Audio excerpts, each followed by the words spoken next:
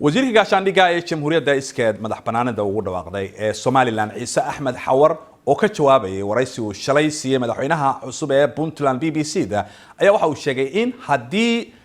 Saciid Dani madaxweynaha cusub uu qabiil ka hadlayo beeshiisu ay degto Kismaayo kilinka shanaad iyo waliba NFD sida uu yiri oo ay tahay uu yiri kuwaasi in marka hore uu ku soo daro maamulkiisa wariyaha BBC-da ee Hargeysa Sadiiq Maxamed Burmad ayaa weydiiyay marka hore wasiirka maamulka cusub ee Puntland waxa ay ka filayaan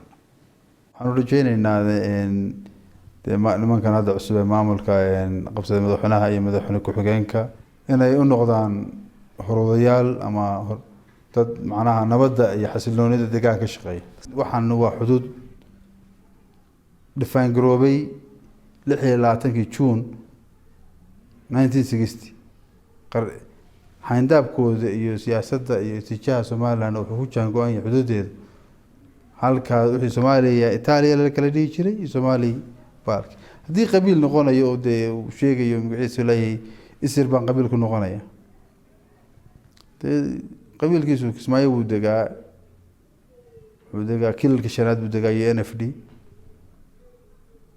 kuwa horta ku soo xuduudaha ku soo daro marka hore wasiir luqadaad ku hadashay imaka iyo ta madaxweynaha la doortay ee cusub ee Puntland ba kama duwana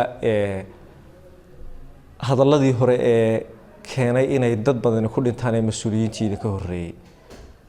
hal kale oo ka duwan oo aad idinku sameyn kartaan miyaanu jirin oo nabad lagu gaari karo ana hadda ku sheegay waa sax waxaan oo qorsheysan tijaah iyo siyaasad intaba ka duwan waxaan ku shaqeynayna mid baan ugu aaminsan xaqiiqiyan siyaasadda Somaliland oo hadda tijaah noo macna baan ku sheegaya oo ku xaqiijinaya Soomaali meel kasta joogto wadada hela wadada walaala wadada wada dhashay way qarnigan aynu joogno in khilaafaad iyo istil iyo wiilan yaro dhinta daafadu ma hayn intuba inay xasilooni iyo barwaaqo iyo nabadgeliyo iyo isdhexgal yeeshaan tii laga helayo waxaan jecel lahay ilaa wadalkayga wadagaankayga waa ummad Soomaaliyeed waa dadaanu wax weyn naga dhaxayaan dadka noqoto haday dig noqoto annaga arfukiisa u noqonayna in xasiloonidaas iyo wada noolaanshahaas iyo ummaddu inaan carqalad iyo colaad la dhexdhigin